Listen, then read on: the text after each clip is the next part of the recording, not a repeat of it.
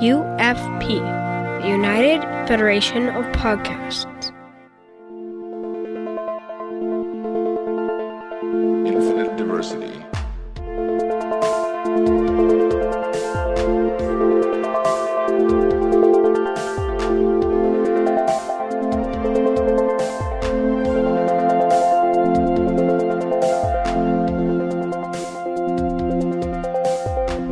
Live long and prosper, and welcome to Infinite Diversity, a Star Trek Universe podcast, here on the United Federation of Podcast Network.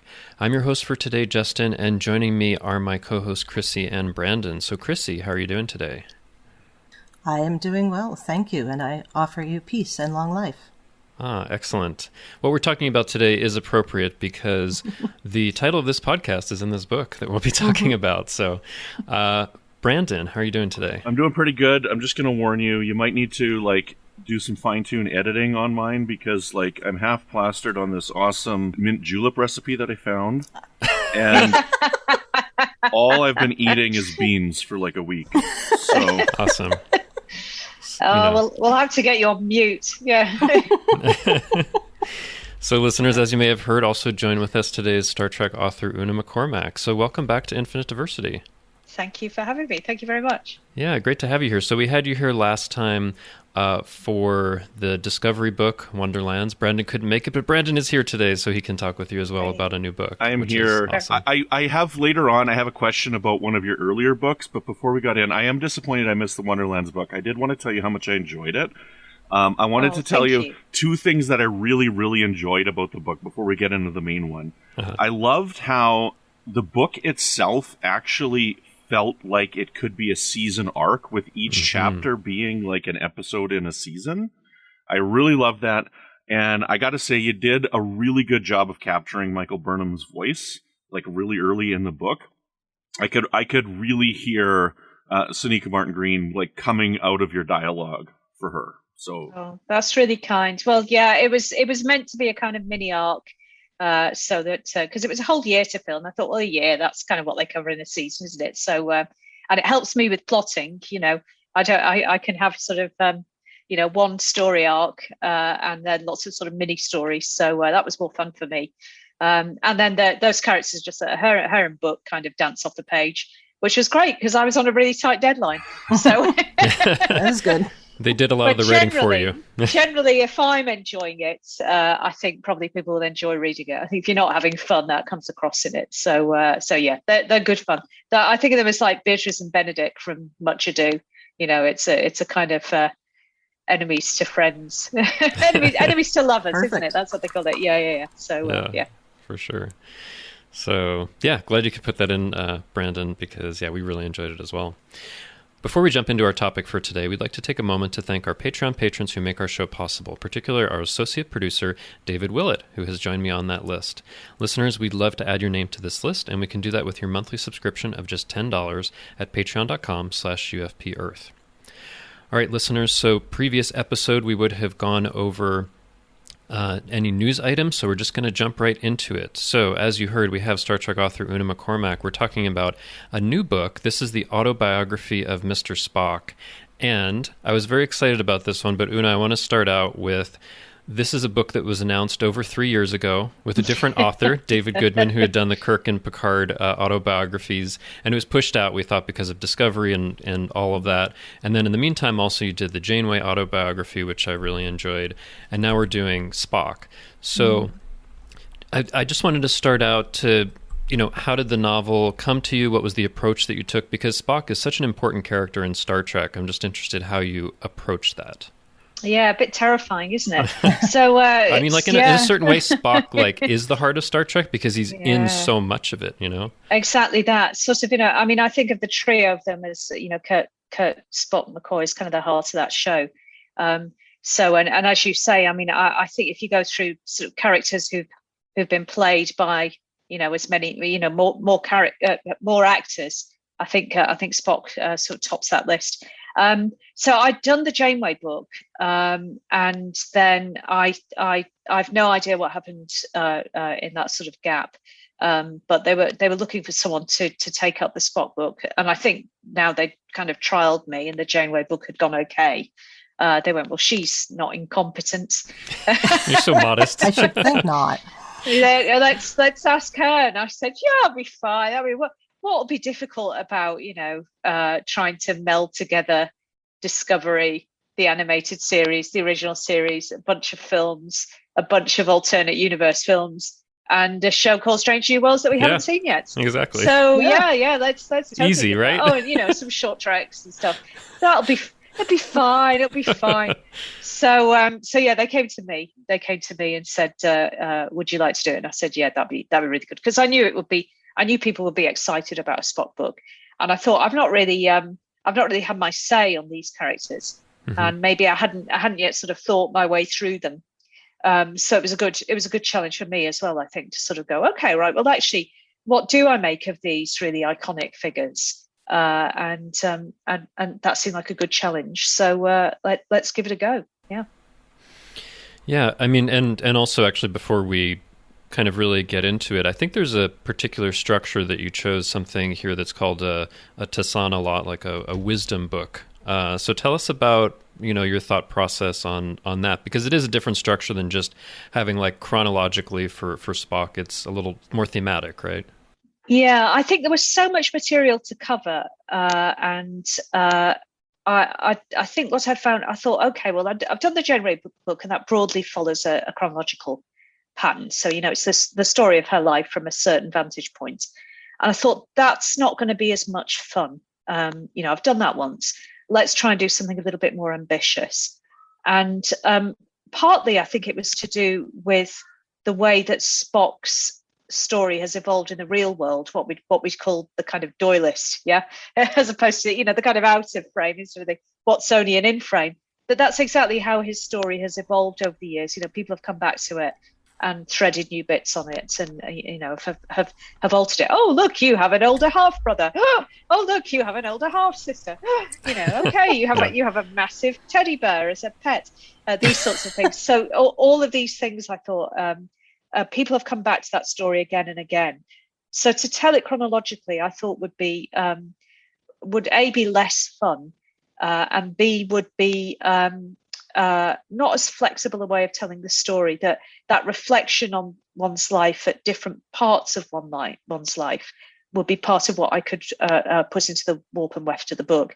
At the same time, it still follows a broadly chronological path, and it's it's broadly 3 acts. He also lives a long time. Yes. Yeah. And so there's whole chunks to cover. And at the end of the day, I'm contracted to write a book of a certain length, so I can't give you 200,000 words because they can't print it. So, yeah. So just a quick question about that. So they do set for these autobiographies, like you should have a certain length, because these are somewhat shorter than the novels that we usually get. Yeah, I mean, whenever you're writing TV time fiction, you're contracted to a certain length. So so they know the length of book that they're asking for, and that's it. I mean, that's no big secret. Any book. Yeah. I was just curious. I love the book, but it is definitely somewhat shorter than what we often get in Star Trek fiction lately. Yeah, some of the books over at Simon and Schuster, I think, have got up past 100,000. Yeah. So it's usually closer to 90, 100,000 that you're being asked for. Oh, that's so interesting. For those. Okay. Yeah. So I always write short just because that's just that I always have. I always write short. Concise, I'd like to say. Very precise. That's academic training. Yeah. Yeah. It's, rather than paid by the word, it's Dickens. When I'm paid by the word, I'll write long. I think that I think Never Ending Sacrifice is probably the longest I've done, and that came in about 100,000. So usually between about 95 and 100,000 is what you're doing for the extended universe. But these, I think, were coming in at about 80, 85. I think 80. Can't remember now. Yeah, that's very interesting. I mean, for us, we think of them all as like from the same kind of thing, but it is a different imprint with autobiographies, right? It's different publisher, completely different publisher. Actually, that's right. Yeah, it's Simon and Schuster have done the extended universe, and this is Titan. That's books. Right. Yeah, I was going to ask about that. I was wondering about Titan and how did Titan get these particular books to do? Because they've done all 4 of them so far, and then how is Titan to work with compared to Simon and Schuster? I think technically they count as reference books. Okay. Okay. Okay. I think I'm not sure of the ins and outs. I don't know what the kind of license is, but oh yeah, I mean, I've had a blast. Whoever I've worked with, I've worked with Marco Palmieri was my first editor. That was phenomenal. He taught me a great deal. Margaret Clark, I've worked with extensively. That's always been an absolute riot. She's always got my back. And then on the Janeway and this book, I've worked with Kat Camacho. And we're very simpatico. We like the same sorts of things, and we have the same sort of sense of humour. And it's just always great. It's always good fun. Mm-hmm. And they kind of let me fly. I kind of go, I think I should do this, this, and this, and they go, all right, you're the writer. You're the one who's got to pull this out of the bag. So, and then kind of points of consistency, particularly recently when stuff has been on screen. I'm usually sort of liaising with someone like Dayton Ward, who kind of goes, you have forgotten this extremely minor line from an extremely arcane thing. Or he might say, well, what is fun about this thing here is that you can connect it up to a short story that was, only I have read because of my special knowledge. And, only I remember. You go, I can tie it into that kind of obscure bit of beta canon. So he's an incredible sort of source of deep knowledge, deep cuts, and John Van Sitters as well, and Kirsten Beyer is the kind of liaison between this sort of material and the writer's room. So that's the kind of core team that you're working on these days. But yeah, everyone's nice. That's good. Good to hear. Yeah. It's always good fun. So when the structure of the book is determined, and you determined to make it into these sections here, were you told we want you to pick these specific people to focus on, or was it completely at your liberty who you chose? That was my choice. Mm-hmm. But I think there were some obvious choices, and perhaps some less obvious ones. Mm-hmm. I just thought it would be I thought people know broadly the outline of Spock's life. Even if they're more familiar with certain parts of it because Discovery is more recent. The stuff they know, they broadly know the shape of it. So let's mix it up a bit and perhaps deliver some surprises. Mm-hmm. Yeah. Okay. And sorry, Justin, to keep taking over the questions here, but I think I got one more. That's a good place to start here. So when I was reading the book, the first question that popped into my mind is, why is he writing this book to Jean-Luc? Yeah. Well, Kirk isn't there anymore, so and Kirk is irreplaceable, obviously, in Spock's life. Mm-hmm. But there is someone to whom he has unexpectedly grown close, and that's another captain of the Enterprise. Mm-hmm. And these two men have something very. I think the book works this through in a way. It's someone who has shared deeply personal information with his father, so has shared that experience with Sarek, and subsequently with him. So it's someone who has been trusted with deeply sort of personal. I mean, they've been in each emotions. Other's heads with the mind meld and unification, right? So I would think it's pretty close. And just to add for listeners that may not have read it, so basically the idea in the book is that it takes place shortly before Spock is going to go and try to prevent the Romulan supernova, which you see in 2009 is referenced in other places. So it's much later, and even some decades after Generation, something like that. Yeah. So they've shared this. They strike me as men that are quite similar. They're quite reserved. They have a close, a small number of people that they would trust with their sort of deeper emotions or feelings or opinions. They're both very moderate, very wise. Both got extensive experience of Romulans. True. And I think that he would trust. I think Picard is also a public figure, and understands that kind of tricky line that some public figures. But Spock knows that there is public interest in what he has to say and in his final word on his own life. And he will trust Picard to judge what can be made public and what can be kept archived. Yeah. Mm-hmm. So I think he would absolutely trust Picard's judgment. I think that the circumstances of their lives that we set up mean that you know, he's not nipping off to the bar every couple of you know, every summer for a couple of weeks, but that they've enjoyed a sort of, you know, it starts as a kind of professional correspondence perhaps, that becomes something a much more, well, obviously they have the mind meld, but they have this sort of deeper meeting of minds. So he's seen a very natural choice once Kurt was gone and once Bones was gone. I'm not sure he would have handed it to Bones. Yeah, I mean, and publish also, it, damn it. I think he would have. I mean, Yeah, Bones knows him he as might well. Yeah. I mean, also, as we know from Picard the series, you know, Jean-Luc Picard is retired, sitting on his vineyard. He has time to read it and think about it as well. So, That's true. You know, But also, if you were in a position to pick if you could pick Picard as your literary executor, yeah, Good. that's pretty good. Yeah, and, so and yeah, and I think that was sort of the reasoning. I think that makes a lot of sense. Yeah. Well, I was just surprised because in the literary universe, I mean, in here you have McCoy dying shortly after Encounter at Farpoint, I think, and I'm pretty sure in the books McCoy lived to be 800. So, because he was just around, he is in some later books, right? Yeah, after Leonard that. Methuselah, Yes. Bones McCoy. Yeah. Well, I think the nice thing about sort of writing for Titan is that you know, I'm in a different universe again. Yeah, yeah. So, These autobiographies have been a bit in a different universe, probably especially the David Goodman ones, where there was some substantial, you know, differences from what you get in the Simon and Schuster books. But yeah, I was surprised by that. I was like, oh, I thought he was going to live forever. Oh, he's not around anymore.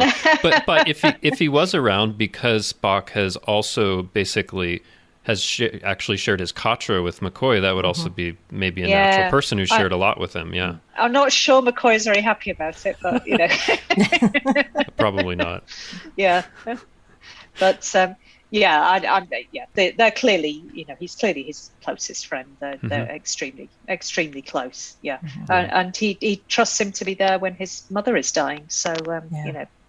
That's the kind of trust that he has in him, faith he has in, love that he has for him. Yeah. Yeah. So, Chrissy, do you want to ask a question? All right. So, I guess start at the beginning, right? And talk about his mother, Amanda, and how he interacts with that family. I did like how you presented Amanda. It was very true to what we've seen on screen in all the different versions. Mm. Yeah, because there's lots of her. Yes. Yeah. Okay, how do I get this to gel? So I kind of thought, well, what would a it's that joke, isn't it? What first attracted you to his lovely grounds at Pemberley? what first attracted you to wealthy aristocrat Sarek? You know, you only have to go back and hear about female viewers talking about Sarek in the 60s to see what the powerful attraction would be. You know, but Amanda seemed a really, you'd have to be pretty tough, I think, to rock up on Vulcan and make it. Yeah. I think, particularly as we get that deeper context in Enterprise and in Discovery of basically they're all a bit racist towards humans. So you know, she'd have to be pretty tough. And was pretty young as well, so she struck me as I think we have this idea of Sarek as the granite one, but you know there must have been some granite there as well, I think. Yeah. Go ahead. I hadn't really thought about how young she would have been, relatively speaking. I mean, there's always the understanding that Sarek is considerably older than her, but if you account for the longer lifespan, it's like it's almost equivalent, so it doesn't seem wrong, you know. Even though he's like 100 years older. Yeah. But what was it? She was in her late 20s. Yeah. Right. Yeah, and part of that I think is remember when we first meet Amanda. It's you know where we are. This is an episode from the 60s, and you know people did get married at 20 and 21, and you know they which we just don't do now. You know we have these sort of extended young adulthoods in certainly in the Anglophone, you know, in Britain and America now. Maybe you know you're not, you know, poor millennials not getting to move out until their 30s. Well, you wouldn't have done that in the 60s. You would have been working at 16 and you know moving out, maybe marrying even at 19. So, but partly it's that. But when you reflect back, you still go, well, that is still. I mean, a lot of those marriages break up, don't they? Kind of. Yeah. It's the marriage in the 70s that tends to survive, rather than the one in the early 60s. But she still would have been pretty young, and to kind of just get up and go and do this struck me as a really. And then I had to think, well, and then did she kind of stay because she wouldn't admit it was a mistake, or? Did she stay because she knew absolutely she had made the right decision? And so that was a decision I had to make. And I decided it was probably the latter. I decided it was the latter, actually. I just want to say I love the depiction of Amanda here, because you get this clear sense that she's a loving parent that cares a lot about her children, which is a sense that you... I would say especially get in maybe Discovery, especially just like this really loving figure, but also for someone to marry someone who's Vulcan and to live on Vulcan for basically most of her life, there has to be, I would think, some attraction to that, or that side kind of mixing together the emotional and kind of the logical side. And one thing I really like that you brought forward in this book that I think is only really in the Star Trek 3 and 4 novelizations is Amanda basically becoming a Vulcan adept, or someone that goes through Kulinar, like that really like truly deeply understands things, and after a time is really respected for her understanding of Vulcan ways. I really like that, and that's something I really like about those novelizations as well. So I just wanted to say I really like, you see the different sides. It's almost like, in a way, she is a melding of human and Vulcan that Spock can kind of be inspired by, is what it felt like, which I thought was wonderful. I thought of her a little bit as like an avatar for us. Yeah, we get beguiled by Vulcan culture, and we want to explore it more deeply. Only she actually gets to get on a ship and go out there and get really deeply involved. So that was sort of what I had in my mind. Yeah, I did try to obviously I was free not to be bound by novels that had gone before, but I thought it was. I have read them, obviously, and particularly Vonda's work and Vonda McIntyre. And I had just read those like in the last month before that, so it was fresh in my mind, and I was like, oh my God, this is incredible that you could get this for Amanda, and I love that you stuck it in this book, because to me it just makes a lot of sense that there would be that kind of attraction to that part of things for her. Yeah. She, Vonda McIntyre, just had this, just this brilliant insight into what would have made these people tick. So to be able to kind of, I guess, honor that a little bit, or to draw on it while I give my own interpretation. It has affected how I've read the books. I read how I've thought. The books have affected how I've thought about the characters. So. It was a chance to sort of put some of that in. But there are two parents there, and I think Sarek, we get this impression of dominating, but Amanda must have been pretty tough. Yeah. I think so. I think you'd have to be, and you see that again, especially in Discovery. I think somebody who's really tough and gonna do something that maybe might be a little controversial or difficult, but she's going to do it for the love of her children. Yeah. You're going to have to meet me here, Sarek, because I'm not budging on this one. Yep. Let's see which one of us is. And basically, he's a softie, so he'd as Vulcans go, yeah. As Vulcans go, well, he's a softie where Amanda's concerned, I think. Yeah. I think so. A little bit jumping topics. I love that. A little bit jumping topics there, but one of my favorite scenes in the novel was when Spock was confronting Amanda on her putting kind of Michael onto Saavik, and kind of that comparison there, and how angry Amanda got when Spock did that. But then she kind of like paused and reflected and was like, when did you become so wise? And she realized like where he was coming from. Like at first, he really obviously hit close to home when he made that comment, right? And it agitated her human side, but then she composed herself, and I really appreciated that scene. I thought that was awesome. Good, thank you. I'm really glad you like that. I think that comes from that scene in terrible on names and titles now. That scene where she absolutely belts him. In which episode is it? Is it in Journey to Babel? Journey to Babel, I can't remember now. But is, yeah. Amanda really smacks him. He's flipping heck. So she, which you really wouldn't do now. I mean, that's a real sign of the times, isn't it? Yeah. But he's not afraid to, tell her the truth, or speak to her truthfully.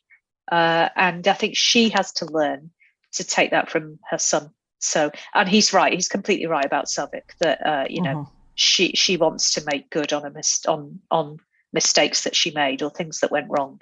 But you can't do that to somebody. You can't, project that, particularly onto a child. So, yeah. So I just want to step back a little bit to earlier in the book. And actually, one thing I'm struggling as we're talking about this is usually we'll talk generally about a book and then say, okay, we're getting into spoilers. And I'm just wondering how spoilery we really will get about some of these things. But so guys, let me know if that's where we're getting. But one of the things that I very much anticipated in this novel was how you would deal with, as you referenced before, some of his family members added later after the original series, like Sybok and like Michael Burnham. And I want to focus on Michael Burnham for a second, because with what happens in Discovery, you could have definitely made the decision like, they don't talk about that, they're never supposed to talk about that, so that's not included. But I really appreciate that you did include it, and that Michael was important, because Michael is my favorite character on Discovery. I love kind of what she adds to it, and the interaction with Spock in the second season and all of that. And I think it made sense that Spock would be like, you know what, that was a long time ago. I trust you, Jean-Luc. We might as well talk about this, now. Well, it's been a really long time. But Picard would know about it anyway, so... That's true. Picard would know about it through his mind meld with Sarek, I guess, yeah. He would know about it, but he didn't know her. True. Okay. And Spock is the kind of final repository of memory. That's true. Yeah. But tell us a little bit about how you approach putting Burnham into the book, because clearly, if you wrote this, 5 years ago, this wouldn't be part of the book. But now, it's on screen. This is what happened. So tell us, how you approach putting that into the book. Well, that was sort of when they kind of approached me to do the book. They said, "Oh, we want you to cover disco." Okay. I was like, "Great, yeah, I love disco." That makes it considerably more complicated, more of a challenge, and therefore considerably more interesting. So, I think so. The thing that's underpinning this whole book, and this is something I got from Vonda McIntyre's books, which I've read, not just her I've read all her other books as well, and I've written an introduction to her first novel, The Exile Waiting. And in a lot of her books, you see these sort of triads of characters appear again and again and again. And I decided that this would be sort of my guiding motif for this book, partly because, of that triad at the heart of the original series, Kirk, Spock, Bones. Yeah. So you've always got this trio. And then as I thought that through, I thought, well, this kind of helps with the kind of problems in Spock's life when he's trying to decide which half of him he is. And his resolutions come when he goes, well, I'm not one thing or the other. I'm a third thing. Yeah. That's this combined. And so it was a no-brainer to me to go, okay, well, that's a family of three children then, isn't it? Sybok, Michael, Spock. One of whom is full human, one of whom is full Vulcan, one of whom is both. So it was a very easy integration, because by happy chance, all these different narratives lined up and delivered this to me. We're talking about original series, movie, and disco just went plop, plop, plop. There's the thing you wanted to work with. So that's how I kind of worked them through. But then in terms of the storyline with Michael, I think it really was a case of I guess it was mostly a case of, right, let's try not to contradict anything. It's got quite complex now, yeah. So let's try not to get anything badly wrong, and to find a kind of heart in that story. And the heart of a story about siblings is also, I'm the youngest of six. Wow. I've got five siblings ahead of me who are all, they're between 7 and 14 years older than me. And constantly what you're doing is going, and me. I'm here too, yeah. Exactly. And you would think after, I think what interested me about Sybok was that there was a kind of unstable genius there, yeah. and then with Michael, there's a perhaps too stable genius. And then Spock would sit there going, two geniuses. What do I bring to this? Yeah, exactly. And then what they add in Disco about there being a kind of dyslexia. I think we don't. I think we're not quite. Not sure if they quite pin it down as a diagnosis of dyslexia, but something similar. But it's similar, it seems. As a sense of always running to catch up. So that was the kind of sibling story that I went for. And then, of course, that means that as soon as he gets to the academy or to on board his first command, he can kind of draw a line under that. He can go, well, here I am. You just have to accept the person that's here. So that those were the sorts of things that went into my thinking about telling that story. But a lot, there was quite a lot to. There's a lot to do. You got the timeline, and then you're kind of emailing Dayton going, "Does this work?" Yeah, you're fine. Yeah, but and could you get that episode in where he goes back into his own past? And oh yeah, I love that.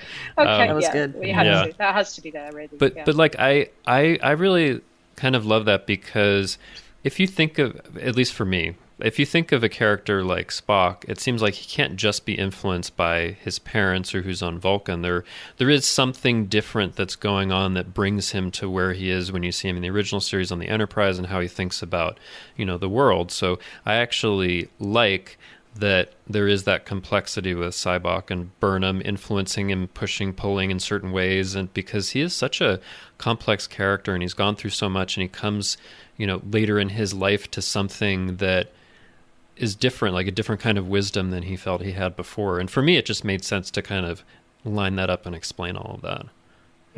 Good. I think when we see him in the original series, he's very centered. Yeah, he's very confident, very centered. And then all these things it's like he's closed down these boxes, and then the boxes keep kind of opening up. Hey, it's like whack-a-mole or something. So and that's sort of how I thought about it, that he would try to draw this line under his past once he not cutting off contact with him, Sarek does, but kind of he would draw this line and go, right, now I can present myself as but your past always kind of your slightly unstable half brother does turn up. Yeah.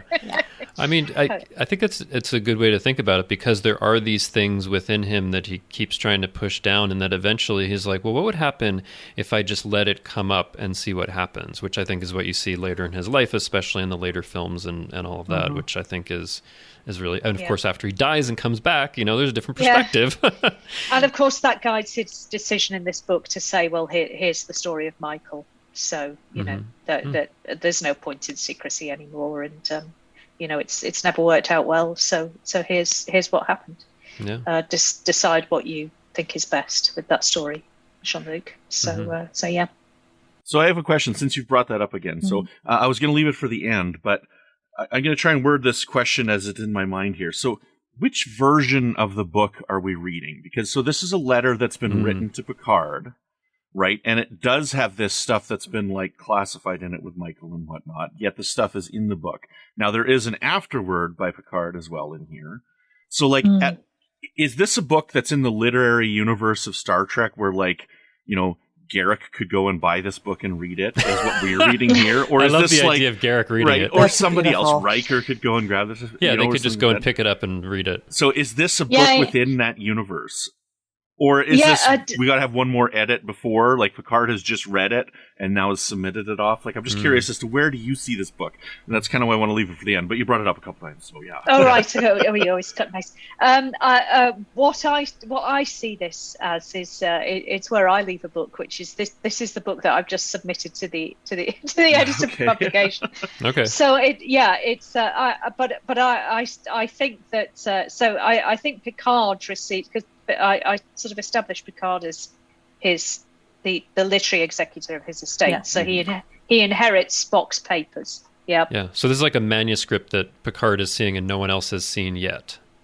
Or not quite. Okay. Okay. So hopefully in the book you get the clue that Picard has sort of published other things. Oh, that's right. That's right. Articles about Surak and this kind of thing. And how I envisage this is that this is the this is the thing that's being published. So this is going to be published as the Tasanalat of Ambassador Spock. Okay, yeah. So Picard has received a manuscript as part of the literary estate.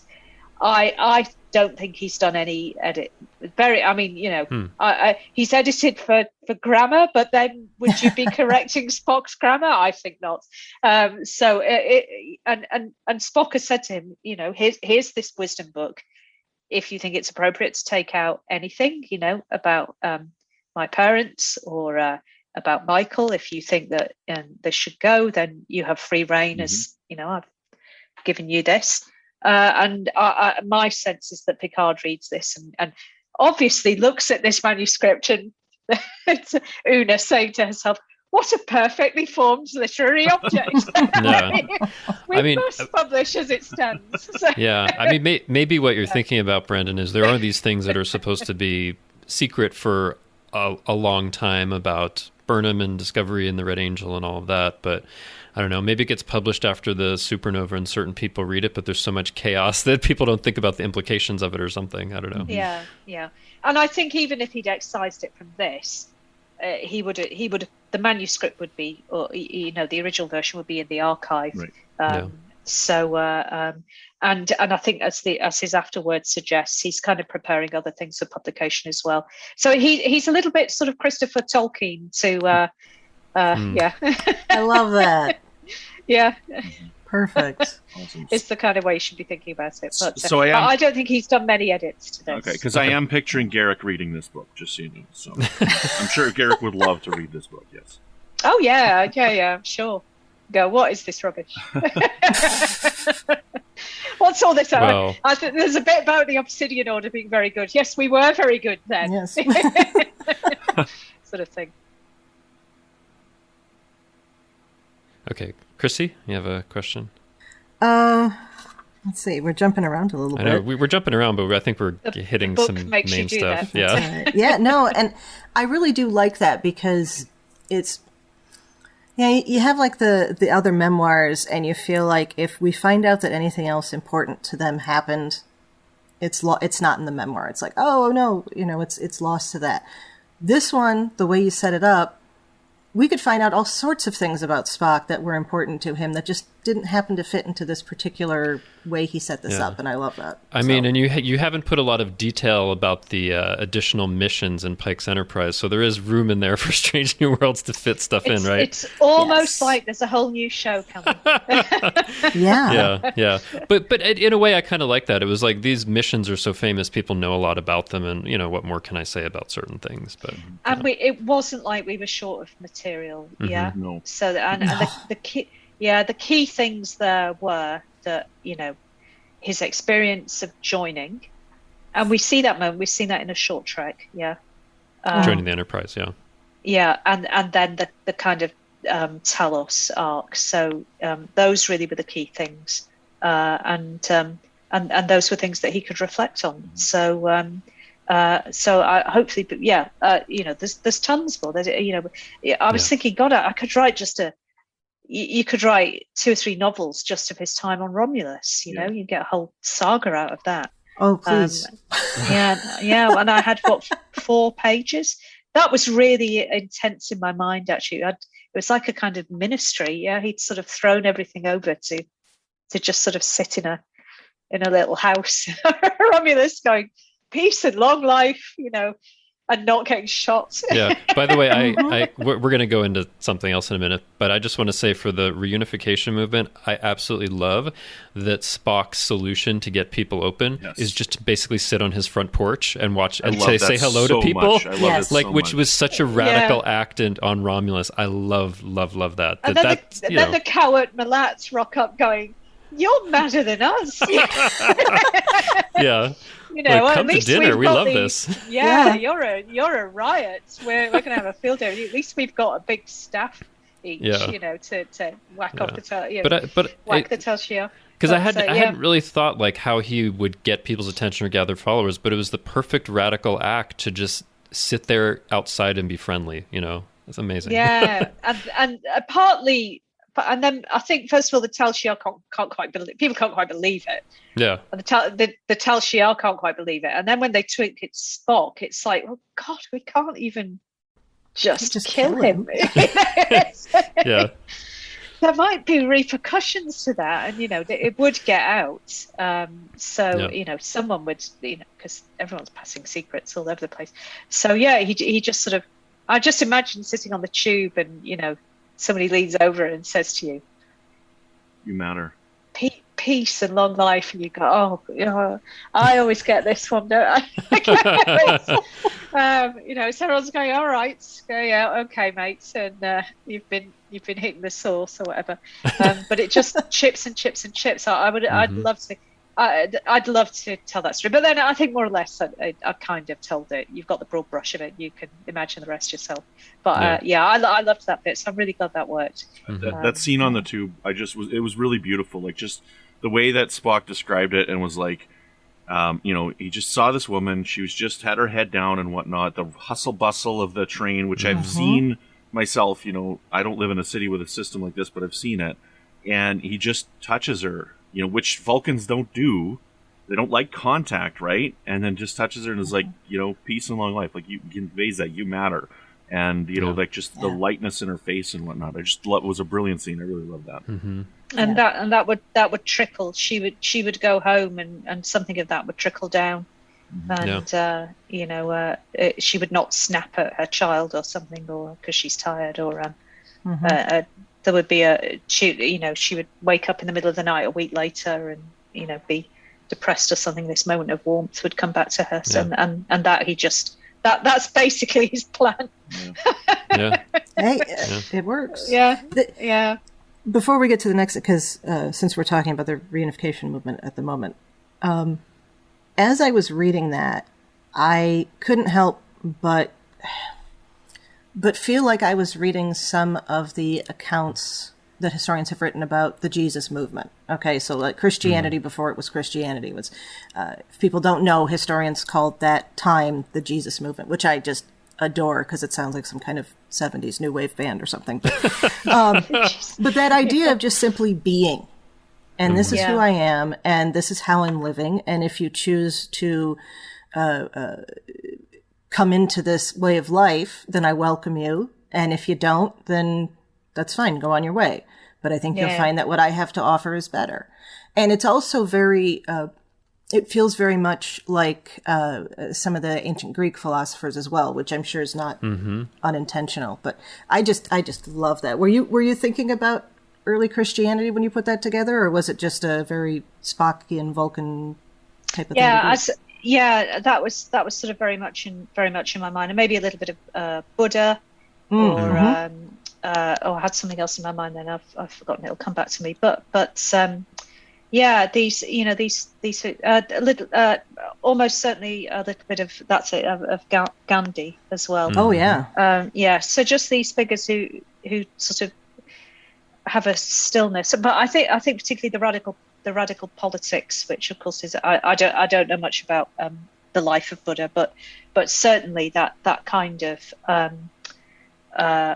behavior from Christ or Jesus or Joshua, whatever we call him, and certainly from Gandhi is a profoundly radical political act, and that's what Spock is doing. It's a politics of peace that is really, really radical and destabilizing.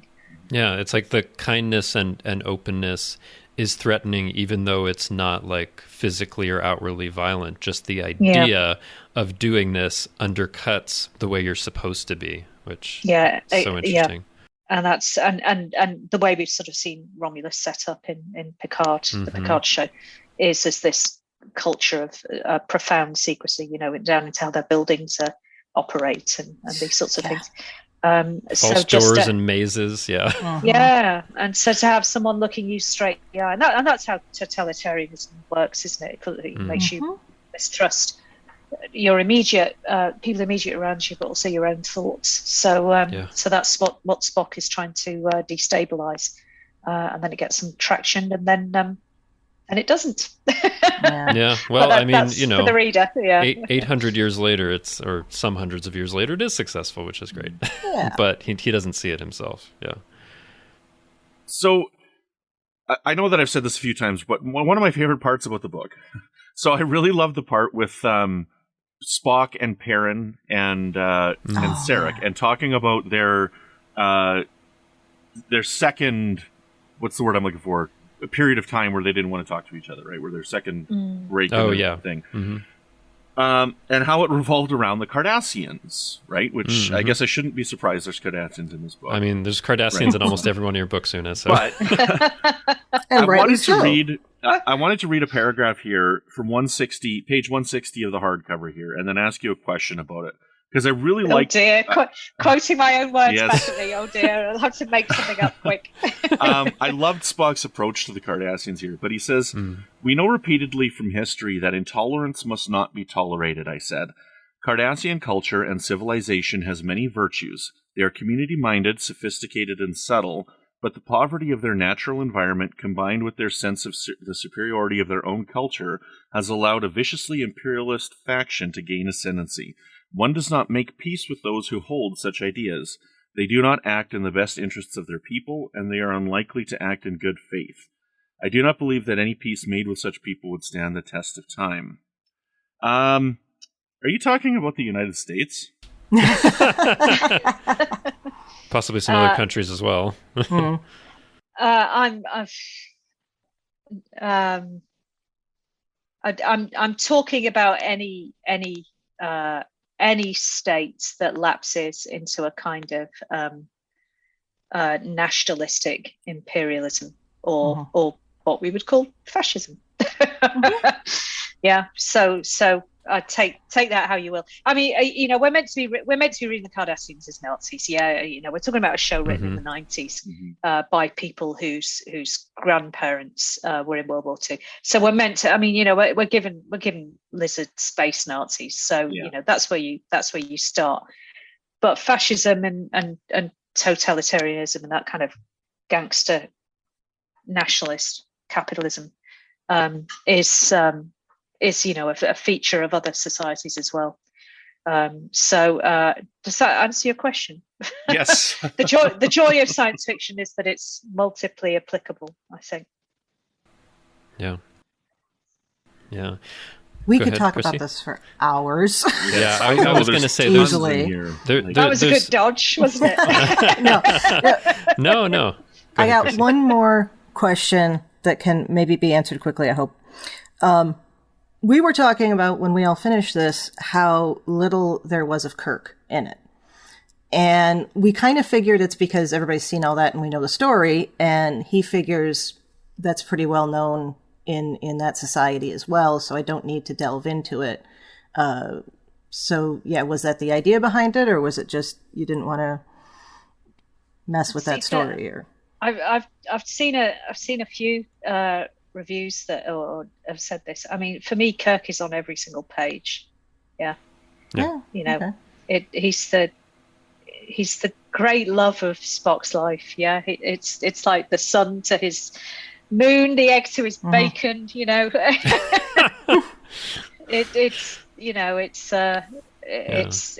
one of the defining relationships of his life. It's so deeply felt. That it's almost impossible for him to talk about it. He's still widowed in many ways, bereaved. It's a massive loss to him.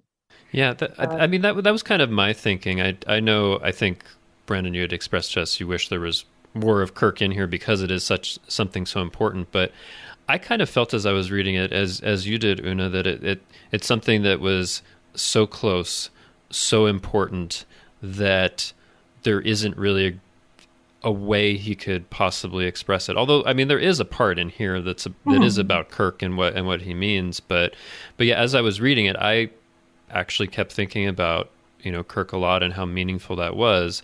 But we do know a lot about that and how important that is. So I was fine with that, to be honest. But I know for some people, they wish there was more, because that's a lot of times what you think about. So it's interesting. It's how the book ends. It's the point, the trajectory of. Well, for me, I can only speak about my intention, and if it works, it works. If it doesn't, it doesn't. But everything leads to this.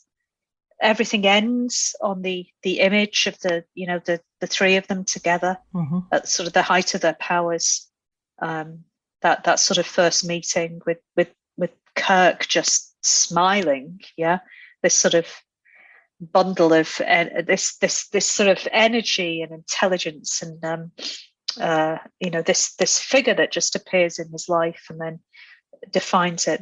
That he loses too young, and then loses all over again. It just feels like they're I'm running out of words. It's all right. Yeah, no, that's it's Kirk. It's Kirk. Yeah. What does Kirk mean to Spock? I mean, my God. Yeah, So, I will admit go that I was disappointed in the novel not having a significant chapter devoted directly to Kirk, and I realize it is hard because there's so much there. And I can only say what I would have hoped would have been there, and like what I would have done had I written the book. But I'm not quite at the point where you are writing a book yet, right? So, but I would have loved to have seen a chapter that was talking about one, like his first person point of view on working directly with him. Right. So but I still love the book. So go back and read that chapter. Have another look. I will. Yes. Think about what isn't being expressed. Directly on the page. That's sort of my intention. Sure. I do understand that it's a and if you want to watch Kirk and Spock in action, just pop on the show and see them both young and beautiful and strong, and McCoy come behind going, "You two are going to be the death of me."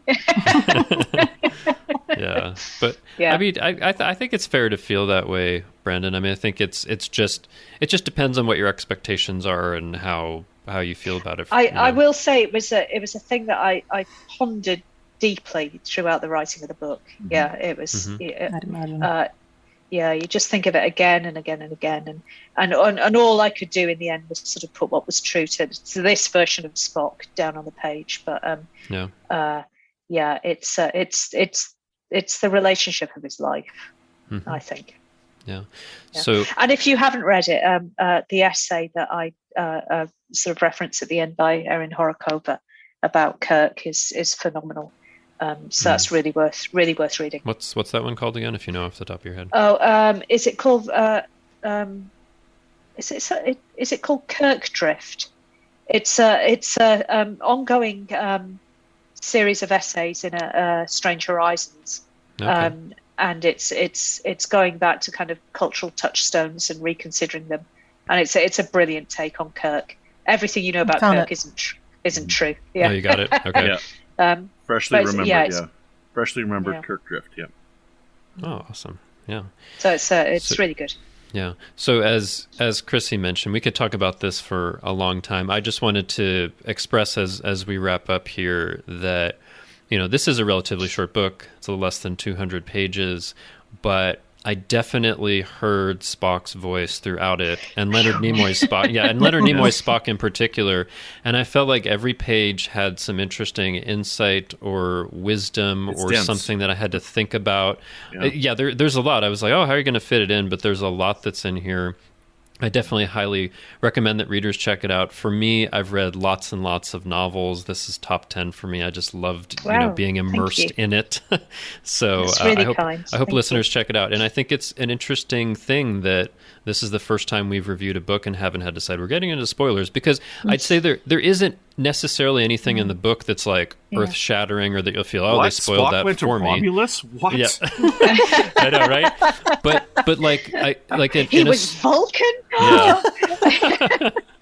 But in a certain way, like that's not the point of this book. The point is getting kind of a deeper read into Spock's character and into, we call it the human condition, but like the condition of sentient beings and like how they try to make sense of life and their way through it and how they interact with people. I felt like it was as much about the wisdom of life as, if there was a book by Sirach. That's the way that I felt about it. It was like that kind of level where you were learning things about yourself and the world. And so anyway, it kind of deeply affected me, and I just wanted to say thank you for that. It was a wonderful experience just to read it. Yeah. Thank you very much. Thank you. Phew. Yeah. I recommend all these books, like all four of them. The autobiographies are great. Janeway and the Kirk and Picard ones before. Like, if people like dismiss these because they're not a part of the Simon Schuster or because they're like quote unquote autobiographies, right? Not like don't dismiss these books. They're really dense. There's a lot of care given into all these books, and there's a lot of areas in the book that are brand new interpretations of things that really add to the story. Like we didn't get a chance to talk about it, but I loved the sequences with his grandparents on Earth. Yes. I was really fond of them. Those were beautiful people, they're really. It's one of my favorite bits was writing the kind of after dinner conversation. It was just it was wonderful. How much you got from them. I wanted a Grayson family series. Yeah. But don't dismiss these books. These books are really, really good, and there's a lot in them. The 200 pages. It doesn't just it flies by. But it takes, you can't just graze the page like some, summer reading or whatever. Like, there's a lot of detail here that you have to be paying attention because, he doesn't spend a lot of time. I say this as if he actually wrote it, right? I'm like, right, he didn't do this. That's all right. But, he did. I'm merely the editor. But, there'll be times when he addresses a topic and then moves on right away, but then he comes back to that, and there's things that are later on, we didn't talk to it, but Una's test versus Valeris later on, that was a wonderful comparison there, and a wonderful thing to call back to. And I loved how you called back to the short treks on that, Yes. So there's a lot of really great stuff in here. So definitely pick this up, listeners. We've barely scratched the surface. We really have. There's so much more we can talk about. I think we're really spoiled at the moment. I know this is a big thing for people that the book sometimes if the books don't line up or whatever, but I tell people to think of it like Arthurian stories, that these stories are so rich now that we can tell and retell in loads and loads of different modes. Yeah. And it means that these stories are getting a life of their own. These characters are getting a kind of quasi-mythic aspect to them. So I hope people see it as a really positive sign for these, that these characters and situations have got life and depth, and people want to go back to them and tell their version of it, like Robin Hood and like Arthur. So I think it's a sign of health. I think you're right. I mean, in a way, it's Star Trek is kind of like our modern day myth that you can just keep looking at from as many angles as you can think of for many, many, many years. So it's wonderful that way. And listeners, if you worry about things lining up, if it doesn't line up with what's on screen, it's in an alternate timeline. It's fine. So that's but they are really rich experiences, and I get just as much enjoyment reading these books as I do with what's on screen. They really can be just as rich and entertaining and enjoyable and insightful and all of that. To me, they're equal. They're, on the same plane of what they're doing. So, yeah. So, Una, before we let you go here, we recently had a chance to revisit this idea in my head that I've been wanting to ask you for a while because of a recent Lower Decks episode where we discussed this. Oh. It goes back to brinkmanship. The question on brinkmanship. Oh, right, okay. So in brinkmanship, I think we got our very first description of the Zinkethi. Yeah. Okay. Are the Zinkethi the origin for Armus? Because the way that you described them, and the way that Armus describes being discarded by this beautiful race and whatnot, ever since I read brinkmanship, I've always interpreted Armus as coming from the Zinkethi. And I just wanted to know what you thought of that. I have never I've never written that in, but I like it. There you go. So now it is. Okay. Now it is. Because you described the Zinkethi as this beautiful species with this flowing coat of fur or something like this. It's been a while since I've read the book, so it's I'm kind of they change colour, don't they? Yeah. I think I got that from David R. George, though, that they sort of communicate through the luminosity of their skin, and they're really flexible. They almost feel like they're kind of partly light, partly matter kind of. I think I just sort of went for really flashy Vorlons. But I'm up for it. If Armus is a bit more shapeshifty, isn't he? He's a bit more. I think Armus you could kind of look at and go, oh wow, he was too bad for the changelings, Oh, Ooh, they kicked him out. Yeah. So, I thought you were going to talk about the character from the one the other night who talks as this one because I've got the Pendronian, the Zengathi talk like that in my books as well. Oh, that's right. Yeah. I've no idea if they read the books. It'd be a lark if they did. If something popped up, but I'll take it. Yeah, it's Armus. Armus is Zengathi. Yes, there you go. There we go. According to Una's book canon, it's true. There we go. Awesome. Thank you for that. Yeah, no worries. Yeah, so again, Una, thanks for joining us for the discussion today. Really, thank you. They were really great questions. Thank you. Thank you. Yeah, we really enjoy it. So tell us where listeners can find you online, and if there's any current or upcoming work you'd like to talk about. You can find me on Twitter at Una McCormack. I've just finished watching The Expanse, so if you scroll back, you can see my experience of that. It got quite intense by the end. I'm now reading it, so there'll probably be some more about that coming soon. I've got a Firefly novel coming out next month, called Carnival from Titan, which I'm very excited about. That's a sort of tick off my wish list. And then next year I have another Picard novel coming called Second Self. That's right, the Raffi one, yeah? The Raffi novel, yeah. So nice. So keep an eye out for that. And then I guess the next thing you'll sort of see me doing on Twitter is raging that I cannot watch Prodigy in the UK. So have they not made arrangements for that yet? I don't know what's happening. So, but you'll all get to see it, and I'll be thunderingly furious. So, well, there's still a few weeks for them to arrange for it. So yeah. Well, we'll see what happens. So I just caught up as well. I've got caught up on all the episodes of Enterprise I haven't seen and the short trek. So I'm up to date right now. Everything, yeah. And then Prodigy will arrive, and I'll fall behind again. Your completist certificate might lapse for a little bit. Yeah, I know. I'll sort of slip like Boimler's score in that. No, yeah. Slip down from 100%. Well, anyway, yeah, it's been just so wonderful having you on here, and I'm sure we'll have you back for the Raffi book when that comes out next year. So that would be great. Yeah. That'd be great. Yeah. Well, thank you for having me, guys. Yeah, great thank you. Thank you. Do you remember the first time we podcast together, Una, with Justin and I, when we talked about rewriting the season Shades of Grey? We rewrote Shades of Grey. That's right. Yeah. Goodness. Over on Trek FM, if you guys want to listen to it, that was a lot of fun. Wow. So a long time ago. I think my little girl was very small then. So that was about 7 years ago. Yeah. Yeah, that was on Earl Grey, right? Yeah, and I think we had a great time. And I still think from time to time about when we were writing that, and you said, "Do you think we should cure Riker?" Because we were going along, and it was like, do we need him? I don't know. Yeah, so that won't do any harm. But that was a lot of fun. So, listeners, you know where to find us. This is basically a bonus episode, so we won't go through all the regular closing stuff, but we will just say on the next episode, we'll be talking about the very next episode of Lower Decks, Wejduj, hope I'm pronouncing that right, in Klingon for 3 ships. So until then, peace and long life.